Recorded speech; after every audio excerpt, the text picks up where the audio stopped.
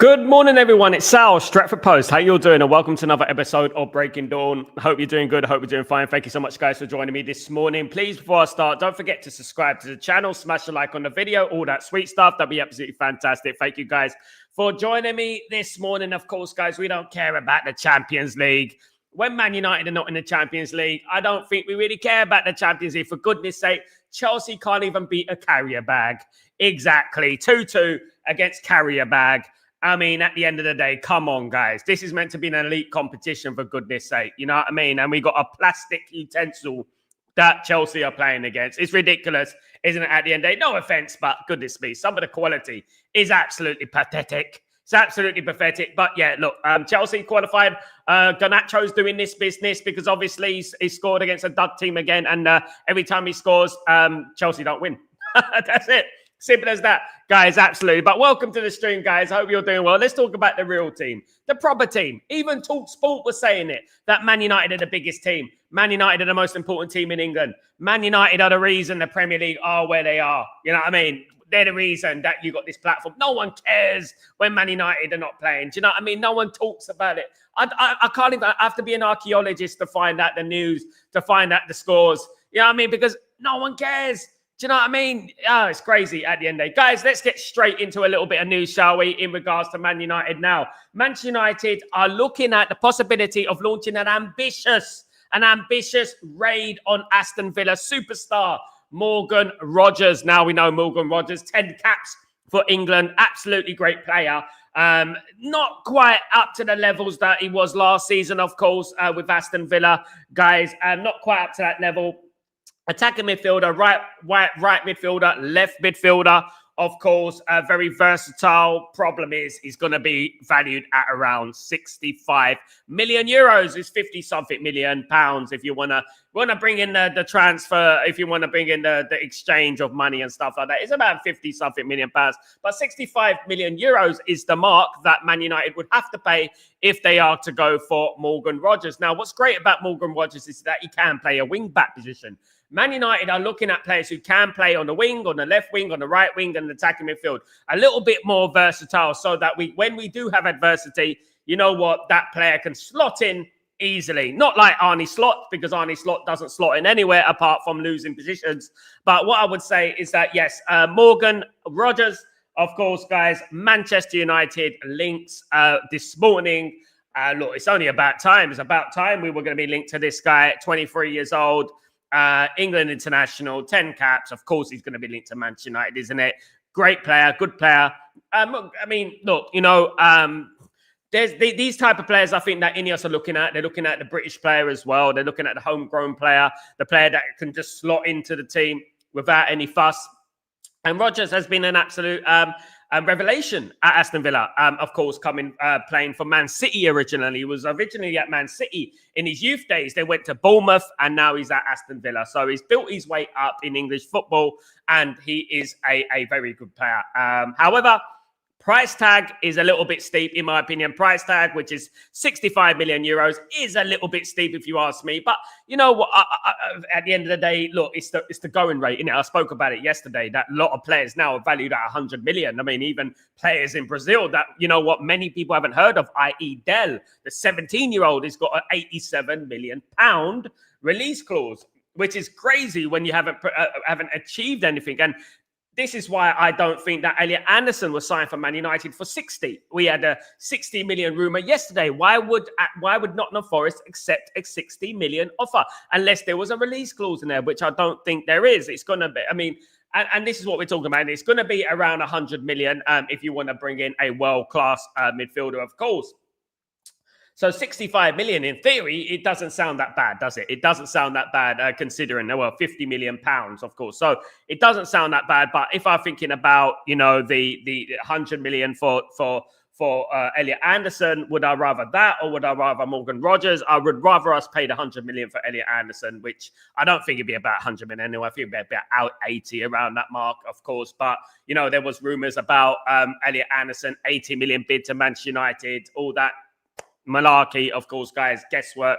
And then we get 60 million the next day. It's ridiculous, isn't it, at the end of the day? But yeah, Morgan Rogers has been linked to Manchester United, 10 caps for England, 1 goal, and only 23 years old. So that is one to keep an eye on, of course. And Man United are always looking at the next one through, the next big thing, of course, which Rogers is already quite established, of course, guys. So let's play that one by ear. Let's see what happens, guys. Absolutely. But one thing's for certain, away from the Champions League football, there's no point without Man United. There's just no point, is there? There's no point. What? Why? Why? So I can see Chelsea draw against Carrier-Bag. I don't know. But only joking, guys. Only joking. But yeah, we will be there. Don't worry. We'll be there very soon. And I guarantee you that the viewings will be astronomical. I think Simon Jordan said it yesterday that even in Man United's worst period, we're the most talked about team. You know what I mean? And it's true. And this, people need to listen to this. People need to listen to this. If Man United got up tomorrow and left the Premier League will be absolute in dire straits. It will be gone. Finished. Kaput. Absolutely, because Man United are the ones that bring in the viewers, they're the ones bringing the money. So even in the Champions League, I'm not even lying, guys. I'm going to say it like this. The Champions League needs the big teams. They need Man United. They need AC Milan. They need these teams. I'm going to be honest with you guys. Absolutely. But yeah, look, anyway, signings for Man United. Morgan Rogers, new one off the block, new transfer rumour. Exclusive on Stretford Post, of course, guys. Aston Villa player, of course. I hope you're all doing well on the stream. Thank you so much, everyone who's joining me today. I really appreciate you guys. Now, let's get into another little bit of transfer news. Of course, you may have heard me a couple of times now speak about Karim Alej-Begovic. Now, Karim Alej-Begovic, I mean, goodness me. I know we keep talking about him, but his name is so difficult to pronounce. Karim Alej-Begovic. He's allegedly Begovic. Apparently, yeah. So Karim Alej-Begovic, RB Salzburg, 18-year-old, the youngest goal scorer for Bosnia, 5 caps, 1 goal. Can play centre midfield, attacking midfield, left wing, right wing. Very, very decent player. He's valued at 5 million euros, guys. So he's not going to break the bank. With Alej-Begovic, allegedly.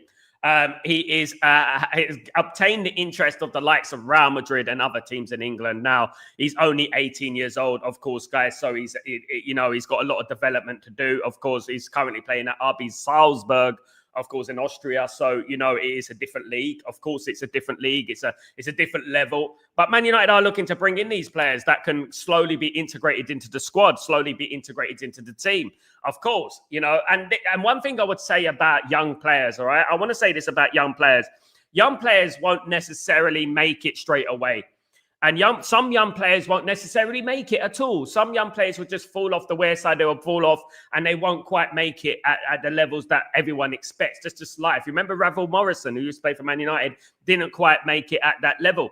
And this is what we're talking about, So just because a player doesn't get through, doesn't make it, doesn't mean they're not talented, but it also isn't an insult on the manager either, because the manager has to play who he feels is ready, who he feels is mentally ready, who is ability ready as well. So Alej-Begovic, another one off the block. And again, I spoke about it yesterday. Left winger, attacking midfielder, right wing and midfield centre. The great thing is that we are looking for versatile players. We're looking for players that can play in a numerous amounts of positions because of Ruben Amorim's system is like that. Obviously, wing backs, centre midfielders, players who can play around the pitch, which is great because we can interchange during games and stuff like that, which will be absolutely fantastic, of course, guys. But yeah, Karim Alej-Begovic, guys, Man United links again over this last 24 hours. The links have been quite heating up. It's been heating up quite a lot, and this news is news to my is music to my ears because I like this player and I think he's going to be a very, very good player, and I think Man United need to make a move if we're going to get these kind of players through the door, guys. Absolutely, especially if other teams are interested in them as well. Man United have not really scouted South America as effectively as we should. Of course, we got the Colombian player through the door in June and July, which is great news. Centre midfielder. I'm very excited about him. But also Ian Sabreira, players of that ilk. Obviously, we missed out on Extraberria. We missed out on that player, of course, and we missed out, of course, on other South American, in particular Argentinian players to the likes of Real Madrid, etc. But yeah, Man United are also still observing Ian Sabreira. Of course, the River Plate, 18-year-old, under 20 international, 15 caps, 5 goals. Right, left, and centre forward. Look, and you see here, guys, you see here about these players. They're very similar. They're very similar. They're very similar in what positions they play. So you can tell which players that Man United are going for at the moment, and you can see which is the profile of player Man United are going for at the moment. Now, guys, away from that, Man United have got a massive game against Tottenham Hotspur. We'll be doing my match preview later on today, of course, doing my predictions, my predicted lineup and my score lineup and stuff like that. It is a massive game. I'm very, very eager to get this game going because this is the game that I looked at a few games ago. Actually, before the Liverpool game, I was looking at this Tottenham game and I'm thinking, you know what? That's the game before the international break. If Man United can win that, go into the international break. Now, if we win that, that's 5 games. Was it now 6 games unbeaten for Man United? That's 5 wins, six games, 5 wins in 6 games. That is very good form. And if we can manage to win that game, and these are the type of games, guys, it's not the Liverpools away. It's not the Chelsea. It's not the Arsenals. It's the Tottenhams. It's the Newcastles. It's the Crystal Palaces. It's these teams that Man United need to learn to beat, which we haven't done consistently over the years. Now, I think one of Man United's toughest games coming up is Crystal Palace. We've got Crystal Palace after international break, but also Tottenham away. Now, it's been a while. I think 2022 was the last time we defeated Tottenham away. And I think it's about time that we changed the narrative about the Tottenham game because we lost there 4 times. We lost against Tottenham 4 times last season, which, to be honest with you, for a club of stature of Manchester United is absolutely disgraceful. Man United shouldn't not be losing to Tottenham Hotspur, absolutely not, let alone 4 times and 1 in the European final. But you know what? Last season was completely different. I'm not going to paint this season with last season's brush. Of course, we have to be cautiously optimistic. There's a lot of PTSD within the Man United fan base. I know that. I understand that because obviously these players in particular, the players that have been here for years, are flattered to deceive and at the wrong time have let us down. You know what I mean? Many times, some of them, many times. And they have given us false dawns over the past as well. We've had many false dawns over the past. Last season, we beat Man City away. Last season, we beat Arsenal away. You name a team, we've beaten them in the last 15 years. We've beaten every single team. But every single time we've beaten these teams, we haven't gone on that run. And the teams we're expected to beat, we generally drop points against. Now, Tottenham Hotspur have always been a difficult team to play, whether at White Hart Lane, whether at the Tottenham Hotspur Stadium. It's always been a difficult game to play. It's always been a difficult place to go. We've had some great times at Tottenham Hotspur, absolutely. Notably, the 5-3 win when we came back from 3-0 down. And that is the mentality, isn't it? You know, 3-0 down at halftime, winning the game 5-3 in the second half, 5 goals in the second half. And we've had some great games against Tottenham at Old Trafford and at White Hart Lane, but we've really struggled at the Tottenham Hotspur Stadium. We struggled there for some reason, and we need to change that feeling about the place because we either draw or we lose, right? And we've been losing quite a lot since I think we beat them 3-0 a few years ago. I think that was the last time, if I'm not wrong. I mean, I'm not too sure, but yeah, look, at the end of the day, we need to start winning at that football ground and start getting a good feeling about that ground. Otherwise, these feelings about Tottenham Hotspur Stadium will get worse and it won't improve. Do you know what I mean? So we got to make sure that we go to the Tottenham Hotspur Stadium and do the business, absolutely, and win the game. And that will be great. Look, although I am saying, guys, that a draw won't be the worst result in the world. It won't be the worst result in the world, but it would be great to win that because then we can go into that international break in such high spirits, in good spirits, and confident that we can go on and go on a run because our fixture list after the international break is a lot more easier, isn't it, guys? So we're going to play the likes of Everton and Bournemouth and Wolves. Bournemouth is a little bit tricky, but we're at Old Trafford, so I'm confident that we'll play good at Old Trafford. Man United are playing a lot of games away from home at the moment. We're playing 1 game at home, 2 away, 1 game at home, 2 away. Man United's fixture list is pound for pound the hardest fixture list I've ever seen. You know what I mean? What we've done so far this season. And I think this is getting swept under the carpet a little bit because the teams that we played, there's not one team we haven't played. Tottenham will be the last one, I think. I think Newcastle is the only one that we haven't played. But you could look at Liverpool, Chelsea, Arsenal, City, Tottenham. These teams we've already played, guys. We're already, what we 10 games into the season?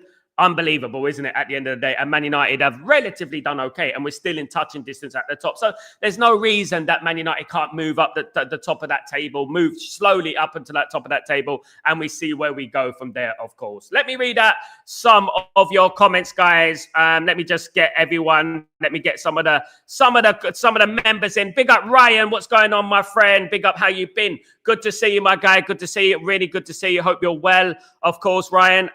Let me just shorten this down a little bit. There we go. Yes, Ryan, what's going on, my friend? I hope you're well. Of course, hope everything is blessed with you. Of course, guys, absolutely good to see you. Let me just read your comment because I didn't read your comment. How you been? I'm very well. Rogers is a baller, good player, absolutely good player. Good to be linked with him.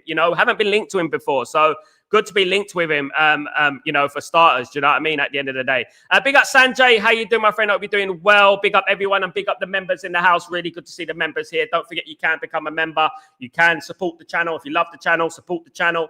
Guys, do your best to support the channel, guys, to keep the channel moving, to keep the channel going. Really appreciate everyone who is here and who has become a member of the channel, of course, guys. Yeah, so look, when we look at it and we look at Manchester United going forward, there's a lot of optimism, and I would call it a cautious optimism. I would call it it's not PTSD, because there are a lot of pessimistic people out there in regards to Man United fan base, and I don't blame him in one way. Obviously, we still got a nucleus of the team that is there that is failed for over the last 12 13 years, of course. So the good thing is that we have to remain positive. We have to have a little bit of zealousness about us, and we have to have a little bit of enthusiasm about us at the end of the day. Do you know what I mean? Because we're looking at it and we're thinking, you know what, we beat Tottenham. This is a massive game, guys. We beat Tottenham.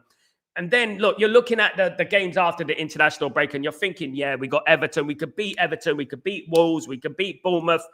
Crystal Palace is going to be difficult. I know that. Crystal Palace are a thorn in our side, of course, guys, absolutely. But the rest of them, I think that Man United can more or less get a result, especially at Old Trafford, of course. So, yeah, looking forward to it. And hopefully we get enough wins in time for the AFCON, of course, on the 21st of December, and we leave ourselves in a good position, of course, because we're going to have a couple of weeks there where we won't be able to buy any players, and Mbeumo and Ahmad will be gone to the AFCON, of course. So, yeah, let's hope that we do get some good momentum, get some wins under our belt, and that'd be absolutely fantastic. Now, what excites me is the players that we're being linked to, of course. We've had many. Even Angelo Stiller is being linked to Man United. Elliot Anderson has been linked to Man United. And that's my favourite midfield, Elliot Anderson and Angelo Stiller. That's the one that I look at. And I think that is the midfield that I like. I like the look of that midfield. It's got balance. It's got everything for me, in my opinion. I look at that midfield and I think fantastic. Do you know what I mean? At the end of the day. And if we can make that happen, boy, oh boy, we'll be in a good place. Don't worry about that. Absolutely. Man United are not far away. Man United just a few players away from actually challenging, in my opinion, of course, guys. As I said yesterday, I don't want anyone coming to me saying that I'll be happy with 10th and things like that. That is not the mentality that we need to have. We are capable of getting in that top 5. Absolutely. No team in this Premier League, and I include Arsenal, no team in this Premier League I have looked at and thought, wow, what a team. What a team. I've not looked at one team in the Premier League this season. I thought, wow, they're going to take some beating. Never. You know what I mean? We've already played Arsenal. We shouldn't have lost to Arsenal, as we know. Do you know what I mean? At the end of the day. Good morning, Sam. How you doing, my friend? Hope you're doing well. Hello, Sam. Good morning. It breaks my heart that we are not in the Champions League. Man United should be in the Champions League. And I think, it not only breaks your heart, Sam, it breaks the Champions League heart as well, because the Champions League is better with Manchester United. We're one of the pioneers of the Champions League. We're one of the most important teams of the last century. You know what I mean? At the end of the day, and Cristiano Ronaldo said that himself. He said Man United are a very important team. It's very important, as Simon Jordan said on TalkSport, that Man United get good and Man United start challenging again, because he's thinking on the level of a business side, but I'm thinking on a level of football. And if football, there's a strong Man United, the Premier League is better. The Premier League is better. Come on, let's not beat around the bush here, guys. Let's not ignore this fact, right? When Man United are good, the Premier League is good. The Premier League is competitive. Man United are challenging. It's exciting. Do you know what I mean? Man United don't just say, oh, they're top of the league, we give up. That's what Arsenal do. That's what City do. That's what Liverpool do. They're top of the league now. 8 points clear. We're not gonna catch them this time. You know what I mean? You need Man United on hot on the heels. You know those comebacks that we used to have back in the day when Man United used to chase the team at the top and catch them. You know what I mean? Those days, the last day league title race goes down to the last day and to the last goal. Those days, do you remember when Man United, used to win on the last day, and it used to be so exciting up until the last day? Since Man United have not been challenging, the league has been dead, guys. I'll be honest with you guys, because nobody is challenging to the last day. There's too much giving up. There's far too much giving up. So it's so important that Man United challenge and Man United get back into where we deserve to be, where we put the Premier League on the map. We did. At the end of the day, we put the Premier League on the map. Of course, guys, absolutely. Big up Ephraim. What's going on, my friend? I'll be doing well. Good morning, Sal. When you are big, you are big. We dominated the Premier League. Yeah, we did. We dominated the Premier League. Lucky I've seen every single title of the Premier League, and this is why I don't give in. And I won't give in. And there's a lot of people, and I know, I remember, I got picture memory. I know who's been downplaying, even challenging. You know what I mean? Because whilst it's mathematically impossible, Sir Alex Ferguson did say that even if it's impossible, even if it seems unrealistic, you still have the ambition to be first, and you still go into the league campaign thinking you could become first, because at the end of the day, you're a professional footballer. Everyone in that league is a professional footballer. No one is better than anyone else. You earned your way to the Premier League to be a Premier League player. So there's no reason apart from confidence that you can't challenge for the top of the league, of course. Absolutely. Absolutely. Ephraim, Sal, what is your thought on the wing back? Is it not a priority? I think it's a priority for me. I think it is, especially the right and left wing back guys. 1 second. I don't know what that was. Anyway, just clear that. Yeah. So yeah, absolutely. Big up RJ. How you doing, by the way? Hope you're doing well. Big up RJ, my friend. Hope you're doing good, my friend. Hope you're doing good. Hope everything is blessed with you. Hope everything is blessed with you, of course. Yeah, so there you go. Sam, Anderson isn't even a world class yet. He's not world class yet, but who's to say he isn't world class? You know, he's playing for Nottingham Forest. He's not even world class, and he's playing this type of football, dominating the midfield against Manchester United at the weekend. I mean, you know, imagine he played for a better club than Nottingham Forest. And this is what I was saying the other day. Do you know what I mean, Sam? You know, if he's already showing signs that he's going to be a fantastic player, for goodness sake, he's going to be a great player, isn't he? You know what I mean? If he plays for a bigger club, a better club, a well-run club. Well, we are not well-run as much as we should be, but there we go. Of course, guys, absolutely. Dave, you're obsessed with this Blanston. I couldn't give two shits about Blanston, mate. Dave, come on, man. Don't have Villa and Forest FFP and PSR issues. Yes, they do. That's why, man, you know, they're looking to sell a couple of players. Absolutely, guys. Yeah, and there you go, Dave. I told you, mate. It's all. They're probably the same person, Dave. Yeah. So there you go. Don't have Villa and FF. Yeah. And this is why there is a possibility that they can say, "Morning, Asif. How you doing, brother?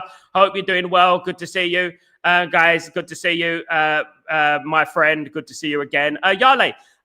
What a talent, Ozoko. Yeah. Playing very well for Colombia, of course, youth team. Very well, very excited about him, of course, coming in summer, of course, because of his birthday. He has to sign after that. And then, I mean, yeah, going to be a very exciting player. A very, very exciting player indeed. Do you know what I mean? At the end of the day. Absolutely.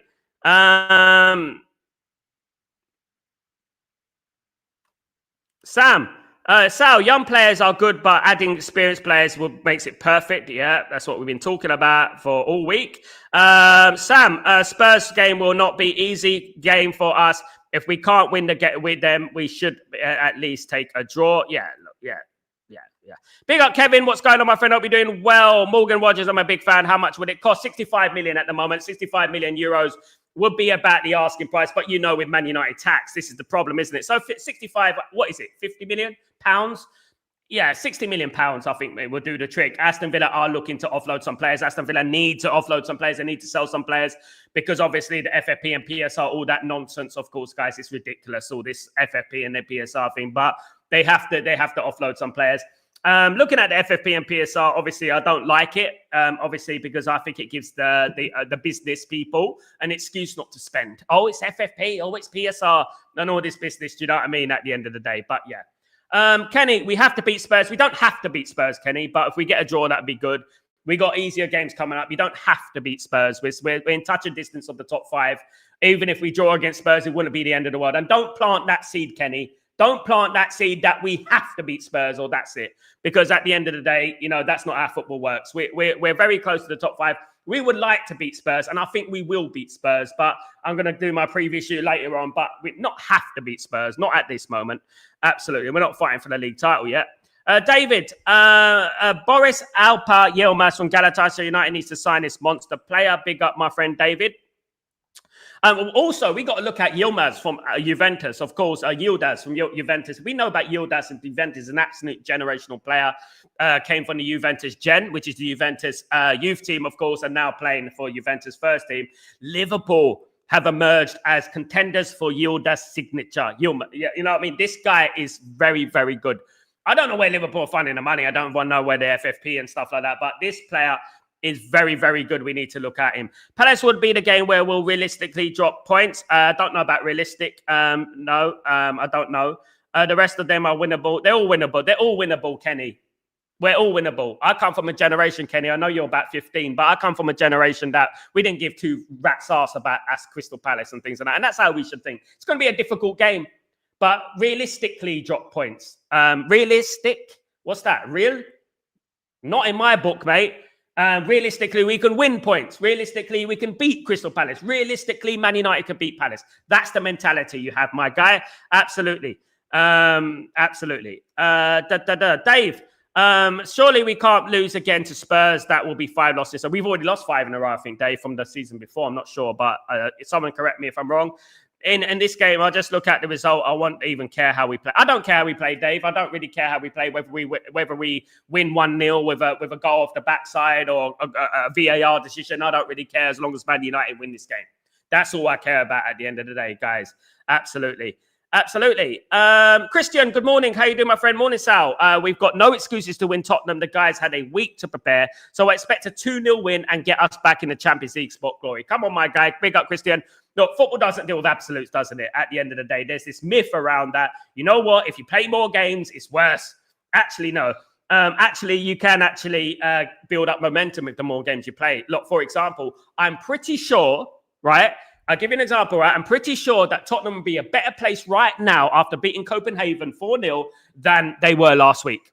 They've got a little bit of vibes now, isn't it? They got a little bit of confidence beating Copenhagen by 4-0. They got that mentality back, isn't it? I would much rather play Tottenham from last week's mentality than the midweek mentality, if you know what I mean. So this theory where, you know what, it's better to, we've had a week to prepare and all that, it doesn't quite work out like that. Man United won a treble playing Wednesday, Saturday, Sunday, Wednesday, Saturday, all that. You know what I mean? At the end of the day. Asif, when a ship sails in a high tide waves, you've got to face the high level turbulence once the waves calm down the water surface. Looks like a carpet and the sunlight feels like a new world. United is almost there. We're not as far away as people think. And that is one thing I would say. Absolutely. Kevin, we need the payback. It will be lovely, mate. It will be lovely. The payback against Spurs, absolutely, guys. We suffered last season, and last season was a very embarrassing defeat for Man United. It's probably one of the most, having witnessed so much with Man United, it's probably the most embarrassing defeat I've ever witnessed as a Man United fan, if I'm being totally honest with you. But listen, this is the time. You use adversity to your advantage sometimes. Use it as fuel to your fire. Don't just be like, you know, down about it and say, oh, yeah, we lost 4 times. We're going to do. This doesn't even enter my mind, mate. It doesn't enter my mind how many times we lost to them last season on a very, very dodgy season when Ruben Amorim came in midway through the season and there were so many problems around the football club. It was astronomical. I just look at what Man United can do to win. And that's all I do. I look, what can Man United do to win? Just like I did against Liverpool when there's so much pessimism around. I said, we can beat Liverpool. Why are we going to go play football if we don't believe we can win? And I don't even think about losing because every scenario is possible. As I said, you can see a pig flying across the sky. You might do. You never know. There's a percentage. You never know. Something might happen. And this is what we're talking about, isn't it? Look, just what the negative perspectives, the negative percentages, I'm not bothered about. I'm bothered about the positive energy in regards to Man United can beat Spurs. Man United can beat Crystal Palace. We are capable of beating Crystal Palace. We are capable of beating Spurs. That is what it's all about. And that is the mentality that we need to have. Not, oh, you know what? If we lose this, we can lose this. We can't lose this. We better win this. You know, just relax. You know what I mean? At the end of the day, we'll be all right. We'll be all right. And just listen to keep it positive. You know, we don't have to must win anything. It'd be great if we do that, but it is early in the season. And this is the narrative that people want you to think. So if we don't beat Spurs, people are automatically going to jump and say, Ruben Amorim, see, it's his tactics again. See, it's his tactics again. You know what I mean? And I don't say that. I think a draw against Spurs wouldn't be the end of the world. A win against Spurs would be fantastic. 5 out of 6 games. A draw against Spurs, we're still undefeated in 6 games. You know what I mean? At the end of the day, and we're still within touching distance. And then we got a bunch of games after the international break that we can win. We win against Spurs, which I think we will. I think that we're going to be great. We're going to be good. We'll move on from that.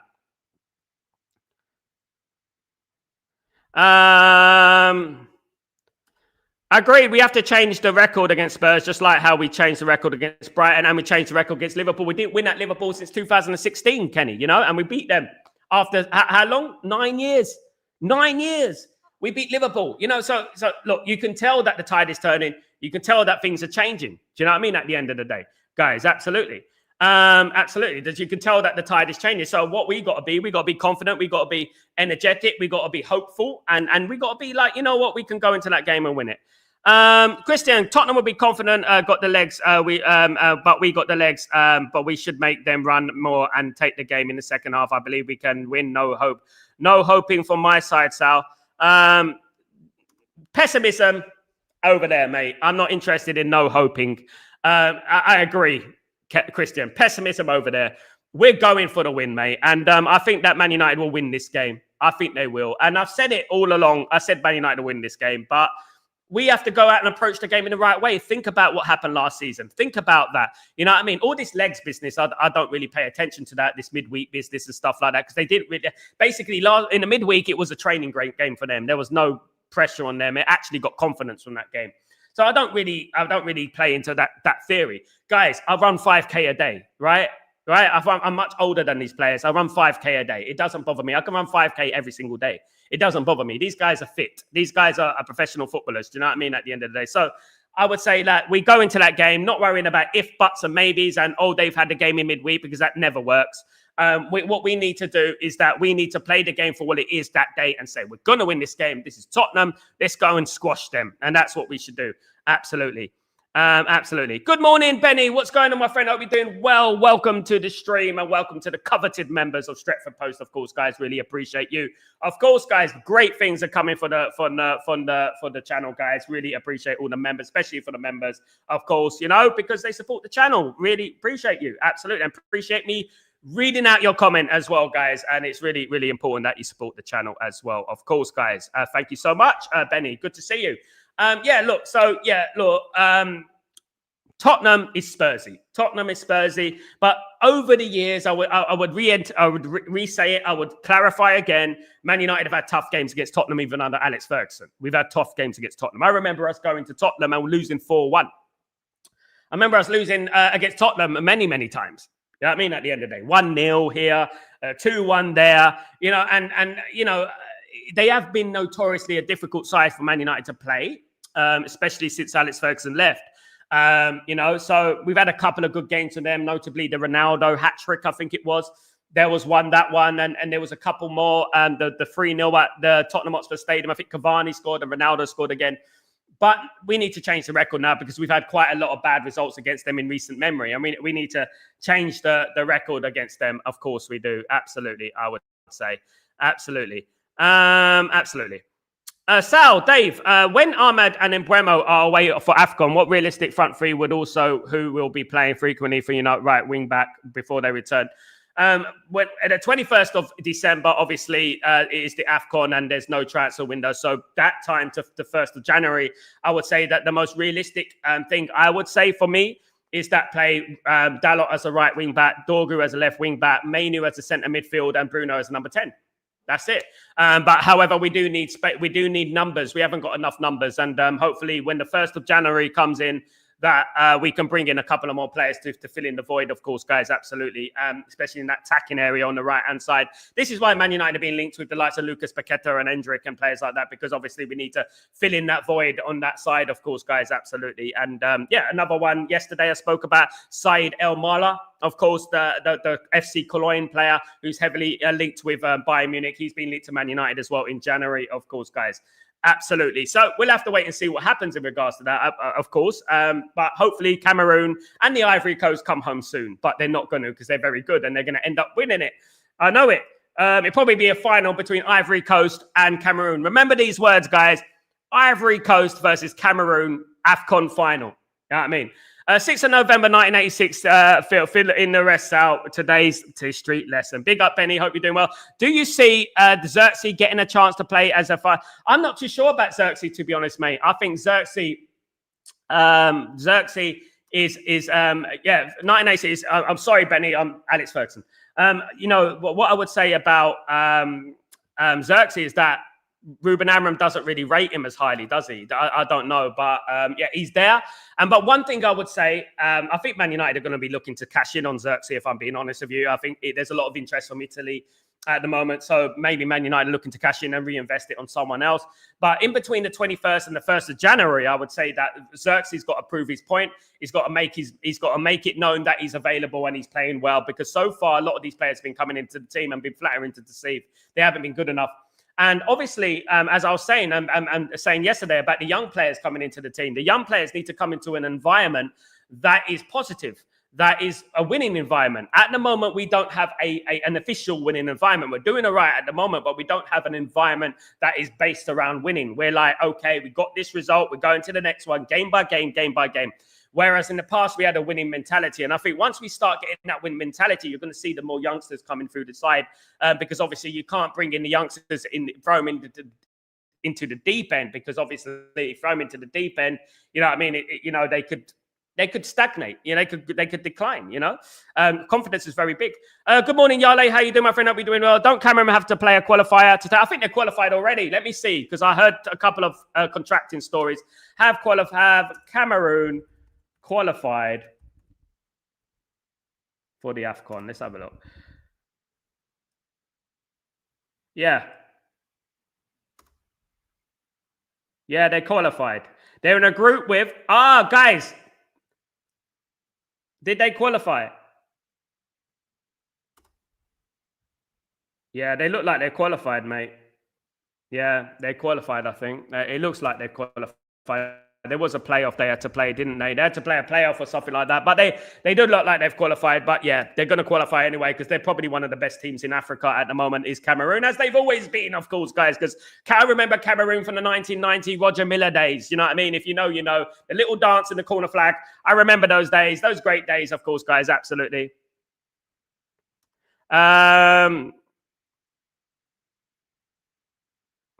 Benny, I like Xerxes, but going forward, I just don't see where he plays long term. No doubt he played during the AFCON, but after that, I think we're cashing. I think we're cashing as well, mate. I think we're cashing as well. So, you know, at the end of the day, what we have to look at, guys, is that sometimes it just doesn't work out. For whatever reason, it just doesn't work out, isn't it? And as much as we all like Xerxes, as much as we want Xerxes to play and do well, he's a great personality to have around the place. I just like sometimes it just doesn't work out.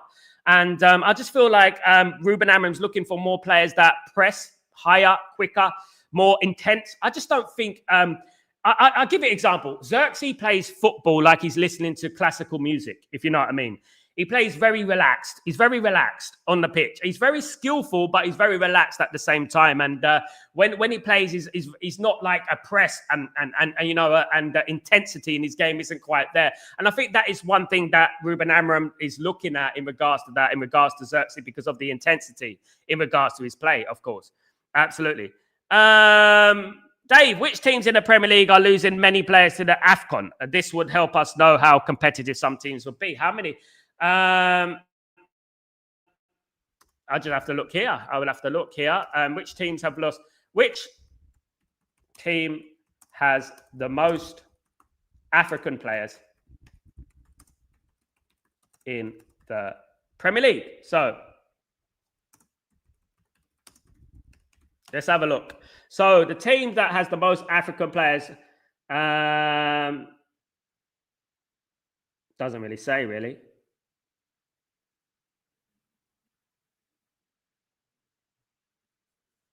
Doesn't really say. But everyone's going to be affected anyway. Yeah, Ivory Coast is going to be Ahmad against Kenny. It's going to be Ahmad against Mbremo, isn't it? You know? Spurs are lucky to keep Kudas. Yeah. Yale, Chelsea got the most African players. I think so. That's a good one, but I think they might be French African as well. They got like 100 players or so. So probably have Yale. They probably have got the most African players. But this is why Alex Ferguson didn't sign African players as much as it was disappointing that we didn't. We only signed backup players from Africa. For example, Quinton Fortune and Manucho and players of that ilk. And Jemba Jemba. we would sign players, but they wouldn't be direct first team players and stuff like that because of the AFCON every couple of years. Big up, Darius. What's going on, my friend? Good morning, Sal. In my opinion, Casemiro is a legend. Yes, he is a legend. He's 5-time European champion. He's a legend. Of course, Casemiro is a legend. He would go down when he retires. He will go down as a legend. However, in my opinion, I think Casemiro, this is his last season at Man United. I think that we should start moving on from Casemiro now and move on to the next one through. You know what I mean? Because Casemiro is slowing down. It's quite obvious. And but he is a legend. Absolutely, he's a legend. He defines a legend. 5-time European champion, Real Madrid. Absolutely, of course he is. What's going on, my friend? Hope you're doing well. Tufi, is it Tufi? Taufi, what's going on, my friend? Hope you're doing well. Cameroon is playing is not a World Cup, not AFCON. Yeah, we know Cameroon is in the AFCON. Yeah, I think the qualifier Cameroon is in for the World Cup. Absolutely, yeah. You're absolutely right. That's right. There was a confusion there last week. People were saying that they need to qualify. No, they're in a qualifier for the World Cup, which is very difficult to qualify anyway. But yeah, AFCON. Cameroon are playing Gabon and Ivory Coast in the AFCON. I might be doing some watch-alongs for that. Who knows, guys? I might be doing some watch-alongs. Ivory Coast against Cameroon. That's a watch-along, isn't it? In Bremo and Ahmad. Why don't I do a watch-along for that? I might do a watch-along for that, of course. Ephraim, Sal, I hope that Dalot do not start the next games teams. I mean, at the end of the day, look, you know, Dalot, when you're looking at the performances of the team, you're looking at the performances, guys, what I would say about it is that Dalot has been the poorest player of a good bunch, right? So whilst we've been winning games, we've always looked at Dalot and thought, well, Dalot was awful. Dalot was awful. You know what I mean? And we got away with Dalot. I do believe that we need to play Dorgu on that side. Absolutely. Do you know what I mean? We do need investment, but Dorgu's better than him on that side, in my opinion. He's a left footer. He can tackle more. He's more natural on that side.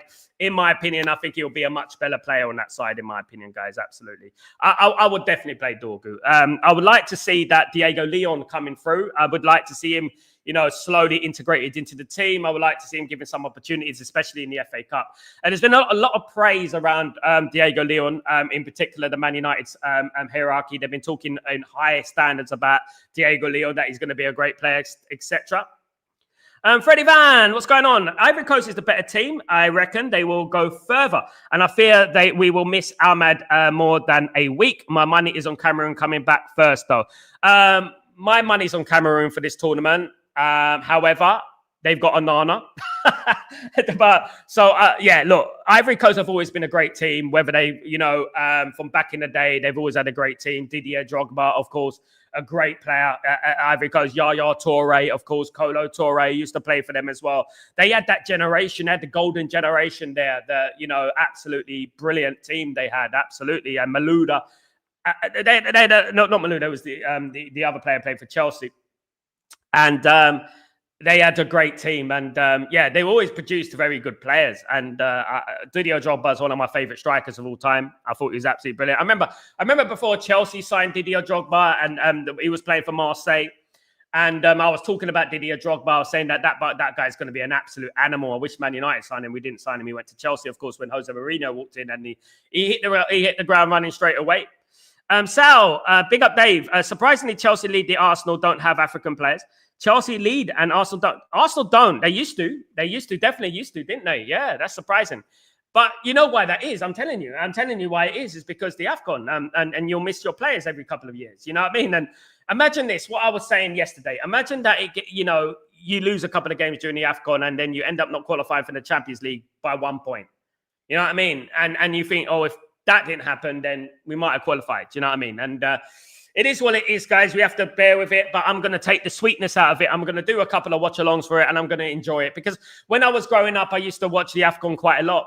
You know, I used to watch it on Eurosport back in England, and yeah, I used to enjoy it. And I used to enjoy watching it. Yeah, definitely. And there's a lot of passion in it. And but I would love to see what happens. Dave, Sunderland has 9, Wolves 5, Forest and Palace have 4 African players. Sunderland has 9 African players. Wow. They're going to struggle, definitely. They signed 1,000 players, didn't they? They signed about 1,000 players, so definitely.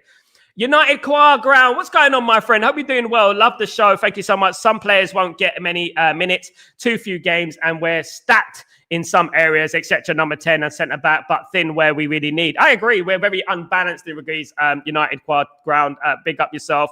We're very stacked in some areas. We're very low in other areas. We're unbalanced, absolutely. However, a lot of these players will be given an opportunity during the AFCON. So it's their opportunity to shine. It's their opportunity to make a name for themselves, isn't it? And let's wait and see what happens. But definitely, my friend, we definitely need signings in January. We definitely need to bring in some players. Absolutely, we need to bring in some players because we are not stacked in some areas. Absolutely. Yeah, definitely. They signed 1,000 players. Not surprised. Sal, which African player is the greatest of all time to you? For me, the greatest African player is very difficult to say. I would say Zidane because he was Algerian, but he ended up playing for France. But I would say that the greatest African player for me of all time is, when I was growing up, is George Weah. That's for me.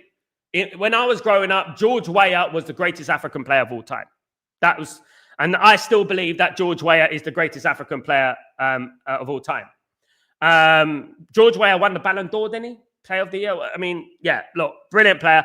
But guys, I don't want you to underestimate someone. I want to say this, guys. The best player to watch in African football history, JJ Okocha. JJ Okocha is the best player to watch in history. If there was one player that I would have loved Man United to sign under the Sir Alex Ferguson period, was JJ Okocha. JJ Okocha, he's just such a skillful player. Guys, this guy helped us win a league title when he was playing for Bolton. You know that?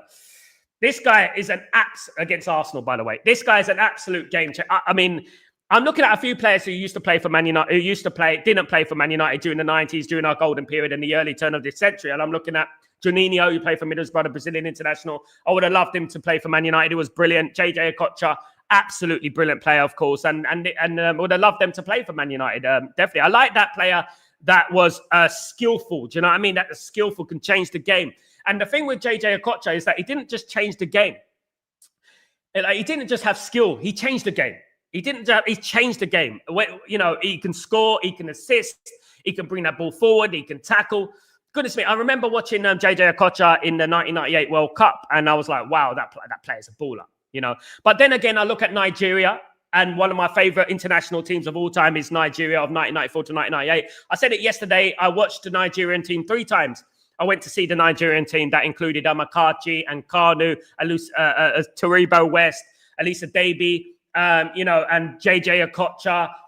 I watched that team, you know, and 3 times. I watched them, one at Wembley against England and a couple of times. And was my favorite international team at the time. And they were producing so many great players at that time. Do you know what I mean? Kanu, absolutely brilliant player. Kanu had a heart problem. By the way, Kanu's cousin went to my wedding. By the way, that's to let you know, Kanu's cousin went to my wedding. Absolutely. Freddie Van, Sunderland is toast in January. Big up Freddie Van. We had Joseph Lindo as Liga overseas as part of the 1994 Cameroon squad. Well done. What a player. He single-handed us our first league title in 30 years. Absolute legend in the League of Ireland. Big up Sligo Rovers. Big up yourself. Weah or Miller. Miller was original. Roger Miller was the original. When you're looking at the Cameroon team of 1990, which should have been England in the quarterfinal, of course, guys. When you look at the Cameroon team, then I think it was the last 16 of quarterfinal they played England, and there was a penalty and stuff. It was a mad game. And Roger Miller was one of those players, guys. And Roger Miller played all the way up until about 40 years old. About 40 years old he played. Bloody hell, what a legend. Yeah, absolutely. United ground. George Weah is the AFCON goal. I think so as well, in my opinion. All round in regards to... Guys, do you remember that goal for AC Milan when he took on the whole team? Do you remember that goal? And he buried it in a corner? George Weah was a magician. And to be honest with you, he pioneered football a little bit. He pioneered football. And I think people underestimate. They like to sweep George Weah under the carpet. I don't know why, but, you know, George Weah is an absolute gem. He was an absolute magician. And a monster as well.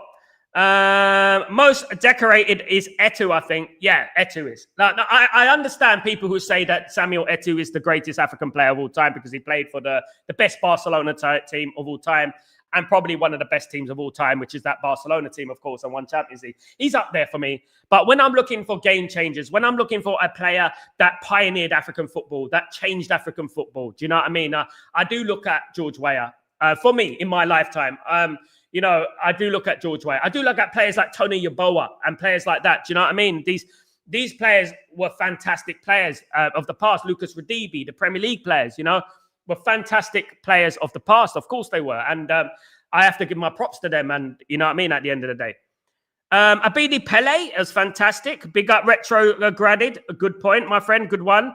Absolutely. JJ Okocha was someone I'd love at Man United. He would have cooked at Man United. I'm telling you right now, he would have cooked at Man United. Absolutely. JJ was a magician from PSG to Bolton. He cooked everyone. He went, yeah, he was an absolute man. I mean, I would have loved him. Dave, current we have 3 African players. City has 2 players and Liverpool. But the problem is, Liverpool have Salah, don't they? They're going to have a bit of a problem as well as us. But so Liverpool have actually got a squad, haven't they? They've got Ekatike and Florian Wirtz and all those players. We don't really have a squad. This is the problem with Man United at the moment. We have these teams have squads. We don't have a squad. You know what I mean? That's what I'm worried about. Eric Jemba says Georges. Legend. Absolutely. He was good. Yeah, he was good. He had a heart problem at Inter Milan, if I'm not wrong. And then went to Arsenal, of course. The famous Ajax academy he came from, of course. Absolutely. As I said, his cousin went to my wedding. Benny, Okocha, he seemed like such a great character and probably would have fitted. He would have fitted in perfectly at United. I don't know why Man United didn't go for him. I remember that Bolton team distinctively. I remember that Bolton team very, very well because they had Cambiasso, they had Yorkaev, they had JJ Okocha. What a team that was at Bolton. You know what I mean? At Bolton, they had the World Cup winner and Yorkaev in their team. And then they had JJ Okocha as well and Cambiasso. What a team that was. Goodness me. It was a great team, definitely. But yeah, they mixed it in there. Jaskalainen in goal. If you remember Jaskalainen, they had Jaskalainen in goal and stuff like that. Yeah, that was a great team. I'm surprised Man United didn't go for JJ Okocha. I know that we were linked to JJ Okocha in the mid-90s. I think we were linked to him when he was at PSG, but we didn't quite do that deal. I don't know why we didn't. And he was a very good player. But then again, I wouldn't change anything in regards to Man United's history. Kenny, what about Vincent Abubakar? He still plays for Cameroon in his 40s. Bloody hell. There you go. Legend, but not one of the greats for me. Abidi Pele is underrated. Abidi Pele, Antonio Bell always cook Nigeria. Absolutely. Yeah, Bell used to score volleys. What a go. Yeah, he used to score when he went to Leeds. When he went to Leeds, he used to score the most amazing goals you've ever seen. There was 2 goals that stick out in my mind. The one against Wimbledon, what come off the bar, and the one against Liverpool at Ellen Road, which come off the bar as well. They were very close to each other, those 2 goals, but what a player he was. My goodness me, he was a very, very good player. Guys, don't underestimate Daniel Amakachi, guys. Daniel Amakachi was one of the greats as well, guys. Absolutely. Absolutely. He was as well, guys. Let's not underestimate the guy. Absolutely. But I come from a generation where in the 90s, the African football, there were so many great African footballers out there, not least the ones who played for France, by the way, and England. There were some great ones out there, definitely, and you have to thank Africa for the footballers that they've created, for the likes of Zinedine Zidane, the players of that ilk who come through. Probably the greatest player I've ever seen is Zinedine Zidane. And he's another one that I would have loved to bring into Manchester United, definitely. Hey, what's going on, Karina? Hope you're doing well. Long time no see. Hope you're doing well. Good to see you. United Ground. I wish African football would get similar coverage as European leagues competitions. There are a lot of really good players. You know what, United Ground? I'm going to be doing watch-alongs, a couple of watch-alongs for the AFCON, definitely. I've got it over here. They show it. I'm in the UAE at the moment, United Ground. So I'm in the UAE. So I will be doing watch-alongs. Why not? You know what I mean? Someone gives you lemons, you make lemonade. And I'm going to make lemonade. I'm going to watch the games for the AFCON.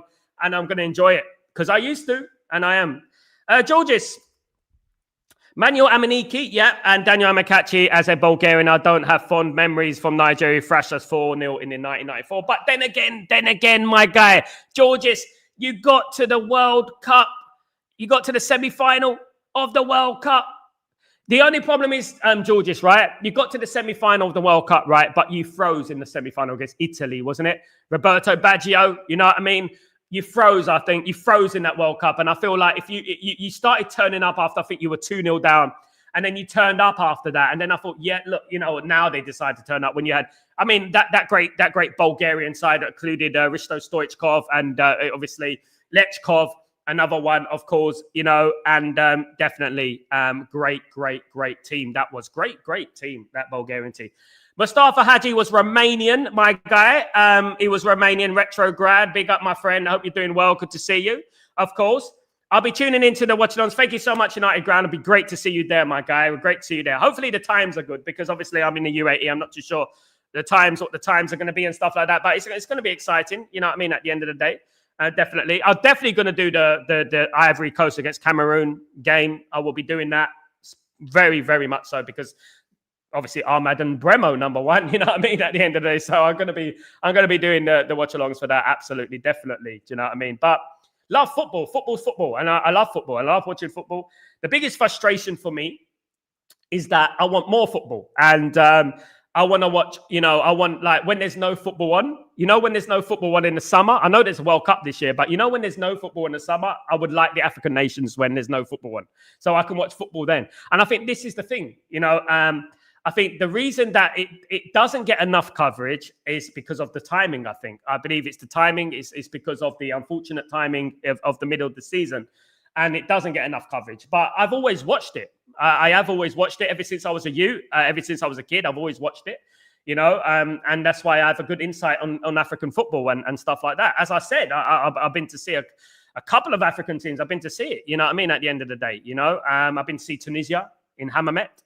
In Tunis, sorry. I've been to see Tunisia. I've seen them live. I went to the World Cup in 98, saw England against Tunisia.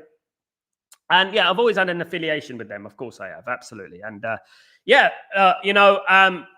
look forward to it. Look forward to it. And we see how it goes. We see how it goes. Just as long as we don't get any injuries. That's the worst thing that can possibly happen to Man United. We don't get any injuries. But guys, speaking of Manchester United, we're gearing up to the Tottenham game. So I will be doing my Tottenham preview later on today, guys. So look out for that. Keep your notifications on, guys, because, times can change and stuff like that. I am a busy bumblebee, as you know, guys. So at the end of the day, we'll have to wait and see. As a wannabe scout, I'll also be watching Dabizas. Absolutely. Me too. Benny, 1 like of 50. Come on, folks. Come on, guys. Don't forget to smash a like. What's going on, guys? What's going on? Have you smashed the like, guys? Don't forget to smash the like. I'd like to get to close to 100 by the end of the day, if possible. If we could do that, that'd be absolutely fantastic. Let's keep the channel flowing, guys. Let's keep the channel flowing. Let's get to 100 likes and stuff like that by the end of the day. That'd be absolutely fantastic. So, do you watch along to the Liverpool City? I'm not doing as many this time at the moment because I've not got my location sorted out yet. So I'm here in my temporary studio, but I obviously, I can't be doing watch-alongs all the time because I live with my wife, and obviously I can't be noisy and stuff like that. So I like to be noisy, but I will be doing them going forward in the future. I will be definitely doing all the watch-alongs. You name it, I'll be doing it. All the watch-alongs. I'll be sitting there based on this computer. And absolutely, my backside will be numb how much watch-alongs I'll be doing, absolutely. But keep the notifications on, so if I do a watch-along, you will know. You know what I mean? So I'm random sometimes. If I'm not doing anything, I'll just slip it on and I'll put on that watch-along. Absolutely, guys. Absolutely. Because I love watching football, absolutely. Should be a big game. Big game. Look, this is the big test for Liverpool, isn't it? This is the big test for Liverpool because some may argue that Liverpool beat a poor Real Madrid side. Real Madrid didn't turn up. I think Real Madrid froze with the Anfield atmosphere and stuff like that. And Aston Villa played into Liverpool's hands. I was shocked the way Aston Villa played because Aston Villa, look, when you're looking at Liverpool and you're looking at the teams that have played them have been successful against Liverpool, the teams that went over the top and won the second balls. Aston Villa played into their hands. They didn't do that. They played their own formation, their own style, just like when Bournemouth went to Man City and they played their own style. You can't be naive in this. You've got to be humble in these games. You've got to be, not ignorant in regards to your play in these games. You've got to play the game from what it is. And even Sir Alex Ferguson, when you go to Anfield and stuff, will be a rearguard action, will be tough to break down and stuff, and we'll nick a goal and be snatch and grab. We've done that many times. So I think that's it. You know what I mean? Guys, I want to say thank you to everyone. Big up Ephraim again. Thank you so much, my guy. Really appreciate you. Big up everyone. Big up everyone who joined me today. I really appreciate every single person in the house today, guys. Sorry I can't read out every single message, guys. I read out a lot of messages. Absolutely a lot of messages. But when I see messages like that big, I can't read out sentences, guys. I'm not at college. I can't read that, like, you know what I mean? I probably read a book as big as the Mice and Men. You know what I mean? I've probably read a book today. So I really appreciate you anyway. And I do note it. I do understand it. And I do keep it in mind, guys. So don't worry. Next time anyway, guys. But thank you, everyone who's joined me today. I really appreciate you. Please don't forget to subscribe to the channel, guys, if you're new.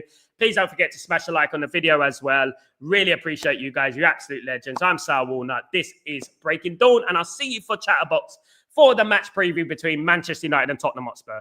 Be there or be squared, guys. Keep your notifications on as well. Take it easy, guys. Peace.